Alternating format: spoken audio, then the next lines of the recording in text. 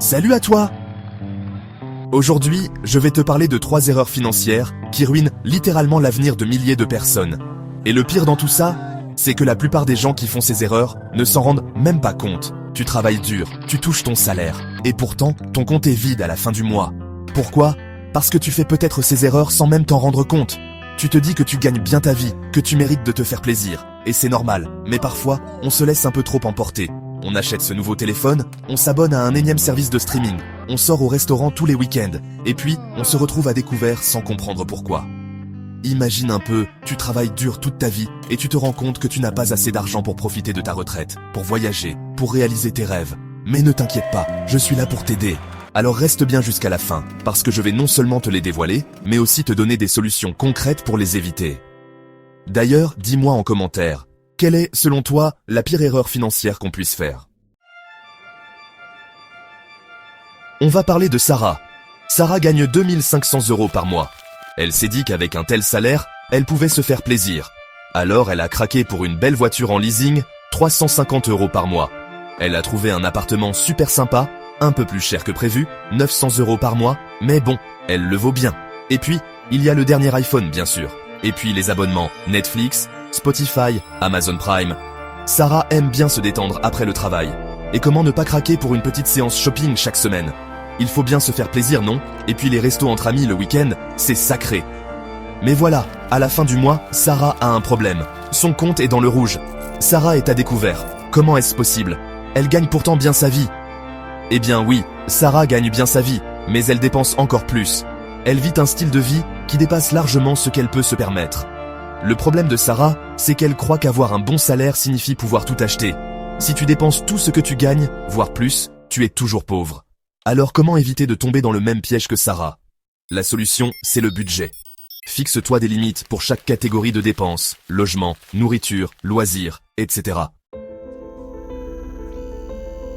Imagine un instant, tu es tranquillement chez toi, en train de siroter ton café, quand soudain, le téléphone sonne. C'est le garage, ta voiture est en panne. Verdict, 800 € de réparation. 800 €, tu n'avais pas prévu ça dans ton budget. Et là, c'est le drame. Tu n'as pas d'épargne d'urgence. Que fais-tu? Tu es obligé d'emprunter à la banque, à tes proches, ou pire, de prendre un crédit à la consommation avec des taux d'intérêt exorbitants. La réalité, c'est que les imprévus arrivent toujours. Une panne de voiture, un problème de santé, une fuite d'eau dans ton appartement, la vie est pleine de surprises, et ces surprises coûtent cher. Si tu ne les anticipes pas, elles peuvent te mettre dans une situation financière très difficile. La solution? C'est simple, un fonds d'urgence. Tu dois absolument mettre en place un fonds d'urgence avec au moins 3 mois de dépenses. Ce fonds d'urgence, c'est ton filet de sécurité. C'est ce qui te permettra de faire face aux imprévus sans avoir à t'endetter. Comment constituer ce fonds d'urgence? C'est simple. Épargne automatiquement un petit pourcentage de ton salaire chaque mois. Et pour te motiver, je te lance un petit défi. Aujourd'hui, ouvre un compte épargne dédié à ton fonds d'urgence et mets-y 20 € immédiatement. Chapitre 3. Je préfère garder mon argent sur mon compte. Au moins, il est en sécurité. Tu as sûrement déjà entendu cette phrase, peut-être même que tu l'as déjà dite toi-même. Eh bien, figure-toi que c'est une grosse erreur. Garder ton argent sur un compte courant, c'est le meilleur moyen de le voir perdre de sa valeur année après année. Pourquoi? À cause de l'inflation. L'inflation, c'est la hausse générale des prix. Chaque année, les prix augmentent, ce qui signifie que ton argent a de moins en moins de pouvoir d'achat. Concrètement, si tu as 10 000 € en banque aujourd'hui et que l'inflation est de 2% par an, dans 10 ans, tes 10 000 € ne vaudront plus que 8 000 € en termes de pouvoir d'achat. La solution?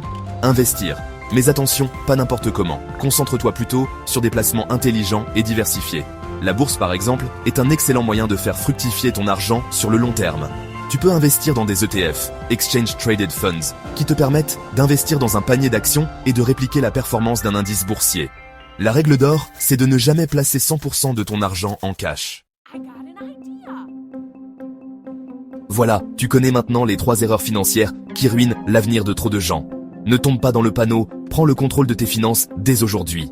Récap rapide. 1. Vivre au-dessus de ses moyens, c'est-à-dire dépenser sans compter. 2. Ne pas avoir d'épargne d'urgence et subir les imprévus. 3. Ne pas investir son argent et laisser l'inflation détruire sa valeur. Laquelle de ces erreurs as-tu déjà faite?